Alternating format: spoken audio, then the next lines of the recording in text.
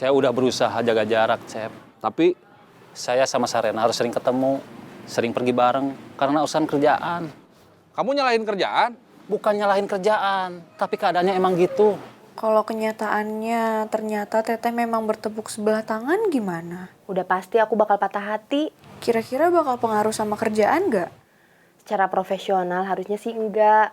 Tapi aku kan cuma manusia biasa. Pasti ada pengaruhnya. Itu yang saya takutin, Cep.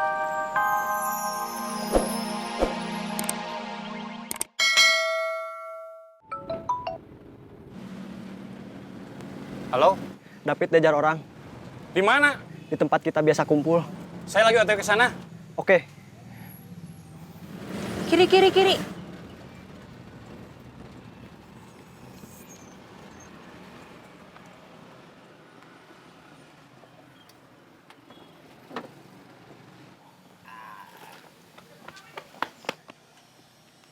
Kenapa? David diajar orang.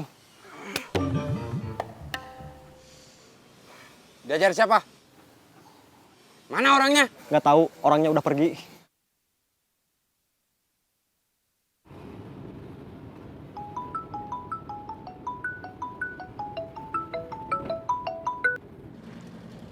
Halo, David diajar orang? saya udah tahu.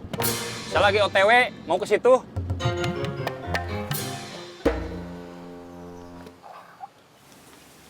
Barusan saya nelpon Agus. Saya belum kasih tahu. Tapi dia udah tahu kalau David diajar orang. Saya yang kasih tahu.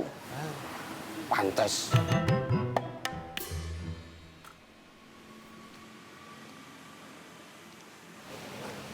Selamat pagi, Bos. Selamat pagi. Duduk.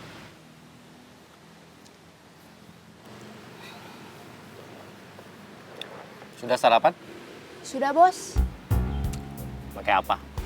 Nasi goreng. Buatan siapa? Sendiri. Kamu suka masak? Bisa. Amazing. Perempuan bisa masak mah biasa atuh, Bos. Apalagi cuma masak nasi goreng. Bikin nasi goreng itu nggak gampang. Ngeracik bumbunya kan susah. Takarannya juga harus pas antara garam, bawang merah, bawang putih, dan yang lain. Bumbunya nggak ngeracik sendiri. Pakai yang udah jadi dalam kemasan saset. Beli di minimarket.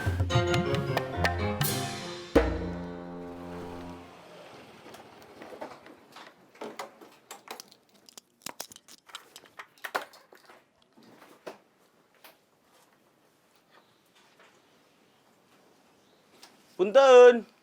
Mangga.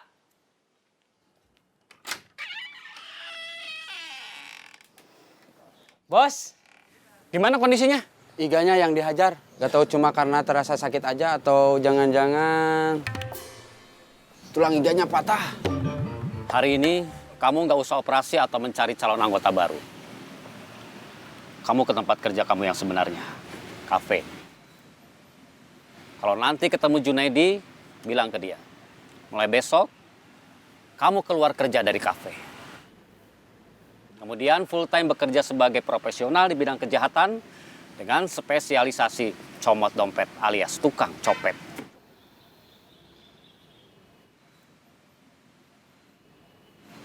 Kenapa? Bingung? Gak tega? Mau nolak? Boleh nolak. Boleh. Tapi poster kamu akan saya cetak dalam jumlah banyak. Ada tulisan di bawahnya. Awas copet. Saya akan cetak dalam jumlah banyak dan akan saya sebarkan ke berbagai pelosok kota Bandung. Enggak, Bos.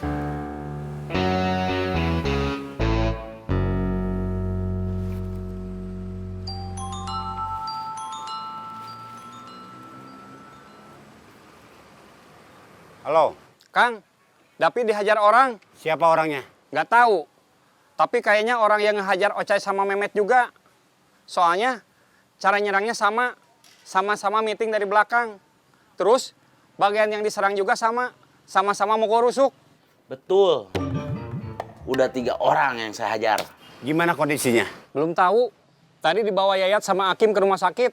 Bang Edi jangan sampai tahu. Iya, Kang. Kamu mau balik ke pasar lagi? Saya takut yang ngeroyok saya balik lagi. Soal orang baru gimana? Udah dapat? Kemarin saya udah langsung nyari. Nanti siang ada yang mau datang. 2 orang. Jangan cuma 2 orang. Kita butuh lebih banyak. Iya. Saya ngurus terminal dulu sebentar. Nanti saya ke sana. Iya, Kang.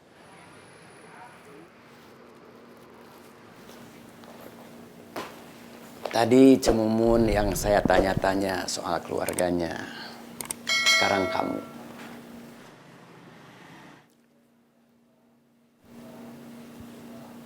Kamu sedih. Enggak, Kang. Barusan kamu nunduk. Saya kira kamu sedih. Enggak, Kang. Oke. Gimana kabar istri kamu? Baik, Kang. Masih secantik dulu? Masih. Masih atau berkurang sedikit?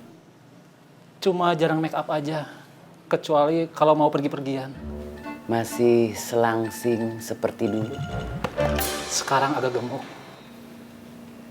Mungkin karena sudah turun mesin 2 kali.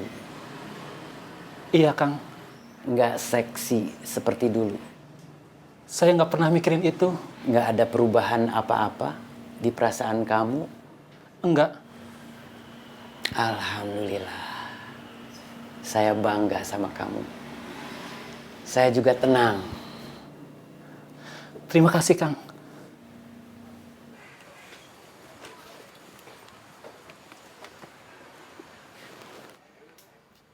Ini yang baru, Kang.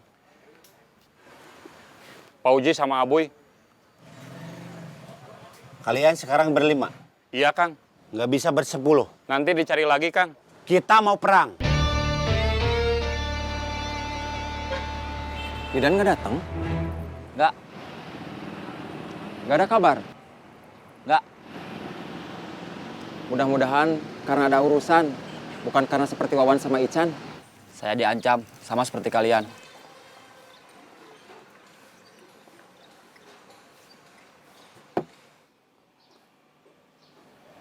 Sama gengnya Tony? Bukan. Saya nggak ada yang kenal. Katanya, saya jangan balik lagi ke terminal. Mau ada perang.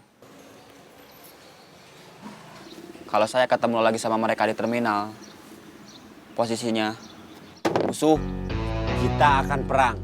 Melawan orang-orang yang sekarang pegang pasar dan ekspansi wilayah ke sana. Buat saya, ini bukan berarti serakah, tapi balas dendam. Karena mereka yang lebih dulu mulai mengganggu kita. Betul, Kang. Kalau saya lagi ngomong, jangan motong.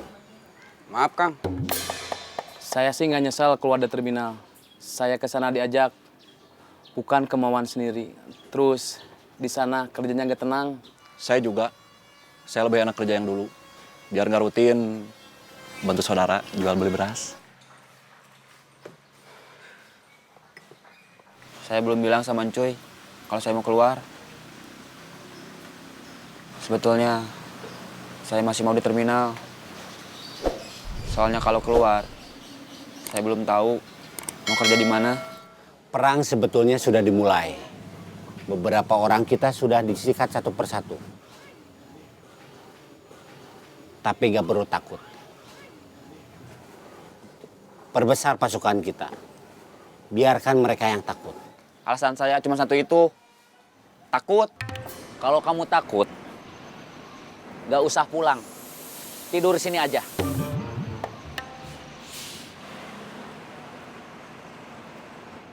Tidurnya di mana? Di biaya.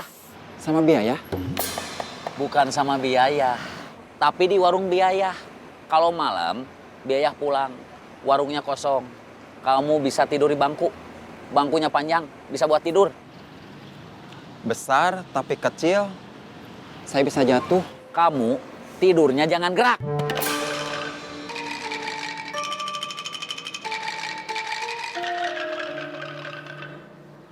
Kayak ada yang lagi kamu pikirin, Jang. Iya, Cep. Soal pasar atau soal terminal? Bukan dua-duanya. Apa tuh? Kang Mus tadi nanya-nanya soal istri saya. Kayaknya Kang Mus merhatiin juga soal hubungan saya sama Serena. Halo? Di mana Teh? Di rumah? Gak ke kantor? Mau sih, tapi... Gak ada lagi yang harus diurus? Iya. Emangnya gak kangen sama Kang Ujang? Enggak. Sedikit pun. Jujur aja, kalau sedikit mah ada.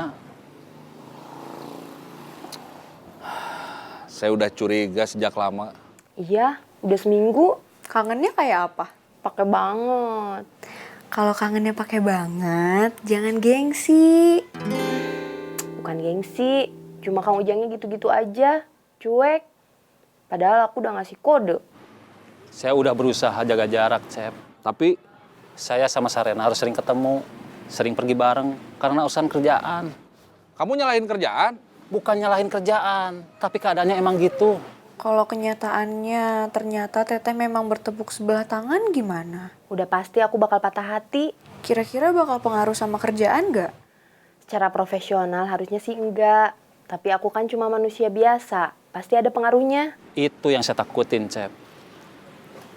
Serena penting buat bisnis kita. Bisnis kita pernah turun produksi sama penjualannya. Begitu Serena masuk, kita berjaya lagi. Kita butuh dia. Dia yang tahu soal terminal. Orang seperti kita cuma bisa mengejar, bikin takut orang, atau mengambil alih. Kita terlatih sebagai petarung, bukan sebagai manajer. Memangnya bos kecil itu manajer? Apapun istilahnya, dia punya teman-teman yang bisa diatur sebagai anak buah. Mau nurut sama dia. Buat saya, itu artinya dia manajer. Saya taunya manajer kalau dia kerjanya di kantor. Udah, kita nggak usah terusin bahas itu. Dia mau disebut manajer atau enggak, itu nggak penting. Yang penting, kalian cepat normal lagi. Sehat walafiat. Bisa turun ke jalan lagi. Saya capek ngurus semuanya sendirian. Iya, Cep. Biaya? Apa? Makan? Enggak, Kopi? bukan. Apa tuh? Saya boleh tidur di sini? Kalau kamu tidur di sini, terus ada yang makan? Atau ada yang mau ngopi? Gimana? Bukan sekarang, nanti malam. Emangnya kamu selama ini tidur di mana? Kontrakan. Sekarang belum bayar kontrakan. Emangnya uang kamu habis pakai buat apa? Jangan boros atuh. Bukan itu persoalannya. Apa tuh? Pengen cari suasana baru aja. Kalian itu nggak cocok kalau mau manja. Malu sama bentuk badan. Buat mengembalikan kelenturan, mulai hari ini langsung latihan lagi. Pelan-pelan aja. Siap. Tapi ada syaratnya. Jangan bawa orang luar. Kalau orang terminal juga nggak apa-apa. Enggak, cuma saya sendiri. Harus sudah bangun sebelum warung buka. Siap. Itu aja syaratnya. Kalau kamu siap, saya oke. Pinggang kamu masih sakit? Sedikit. Kalau cuma sedikit mah nggak usah dirasain. Siap. Tangan aman? Aman. Uhen, kenapa kamu nggak jawab? Maaf, saya kira yang ditanya cuma kun aja. Kamu mau saya anggap nggak ada? Jangan, Kang. Saya ada. Tangan aman? Aman. Mana pukulan kanan? Kiri. Kanan. Kiri. Kanan. Kiri. Kiri. Kiri, balas kanan. Ding, ya? Kok perasaan gak enak? Kamu ada perasaan apa? Maksudnya, mau bilang perasaan gak enak? Motornya yang gak enak. Turun dulu. Lihat ban belakang.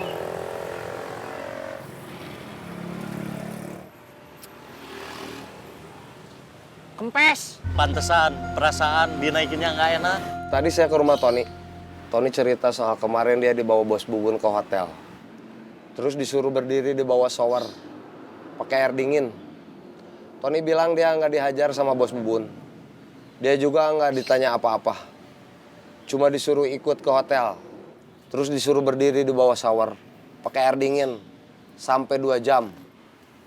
Bos Bubun gak nanya apa-apa? Enggak. Itu sengaja teror mental. Bisa jadi. Tapi untungnya Tony nggak jatuh mental. Dia bilang dia makin dendam. Karena sadar dia nggak akan mungkin ngelawan Bos Bubun secara fisik. Sebaliknya, Tony juga mau ngalahin Bubun secara mental. Maksudnya? Mau bikin Bos Bubun merasakan gimana rasanya kalah dan tersingkirkan.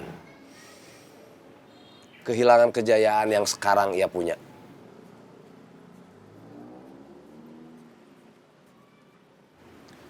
Soal Kang Darman gimana? Saya lupa nanya soal itu ke Tony. Saya 2 hari yang lalu ketemu Bos Bubun. Kamu dihajar? Enggak, dibawa ke hotel. Saya disuruh berdiri di kamar mandi, dibawa shower, pakai air dingin, sampai kepala pusing. Terus begitu pulang badan saya panas dingin. Saya sudah cari dia 2 hari ke terminal. Dia nggak ada. Nggak muncul di terminal. Dia tahu lagi dicari Akang, sengaja nggak ke terminal. Di hotel, dia lagi apa? Mungkin sembunyi di Hotel Saiton. Oke, nanti saya cari ke sana. Iya, Kang.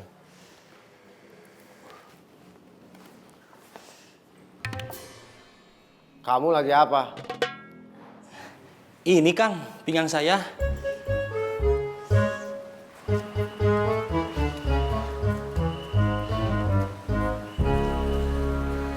Gimana kabar terminal? Saya kemarin nelpon Denny. Info dari Denny, sudah 2 hari Kang Darman kesini nyari Bos Bubun. Udah 2 hari juga Bos Bubun nggak muncul di terminal. Kayaknya bakalan lama nggak muncul. Pesan Bos Bubun, buat sementara terminal dipegang Kang Reno. Selain ada orang lama di terminal, Kang Reno bawa 2 orang anak buah. Kang Reno itu siapa?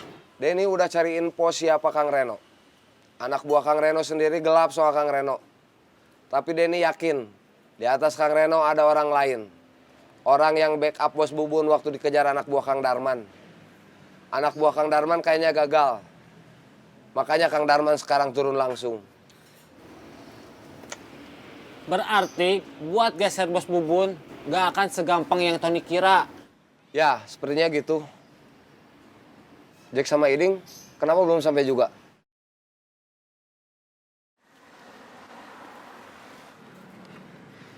Gantian lagi ya tuh Jack.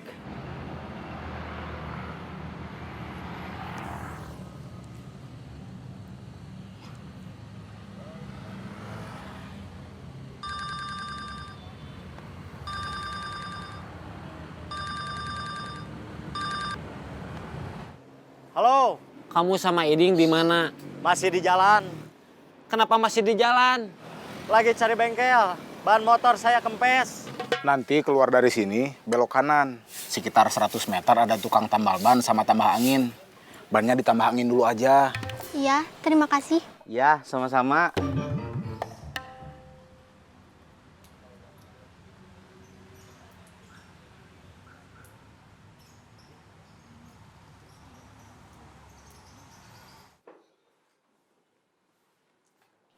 Kenapa kamu mau resign? Didan bilangnya karena dia diancam. Diancam siapa? Dia bilangnya nggak kenal. Diancam gimana? Kalau saya nggak ikut perintah dia atau berkhianat, foto saya mau dicetak, terus diperbanyak. Di bagian bawahnya dikasih tulisan awas copet. Terus katanya mau dipasang di mana-mana, biar keluarga saya, saudara-saudara saya, teman-teman saya, sama orang-orang se-Bandung, orang-orang yang datang ke Bandung tahu kalau saya copet. Oke, terima kasih buat informasinya. Ya, sama-sama. Saya tadinya mau kerja baik-baik, punya kerjaan yang baik biarpun cuma jadi pelayan kafe. Saya belum sempat lolos masa percobaan, belum bisa pakai seragam seperti Teh Mira atau Ratih. Tapi saya keburu terjebak masuk kelompok jahat, jadi orang jahat. Jadi copet karena bapak, karena tugas dari bapak. Iya. Saya yang salah. Maafkan saya. Saya janji akan membebaskan kamu dari Saeb.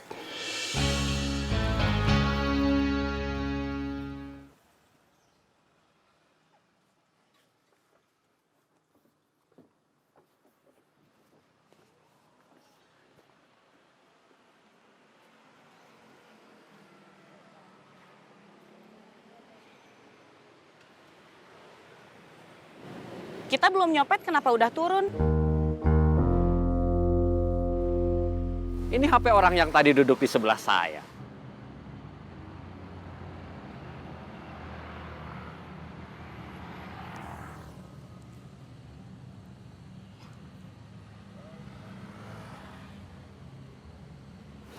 Kejahatan itu ada karena ada kesempatan.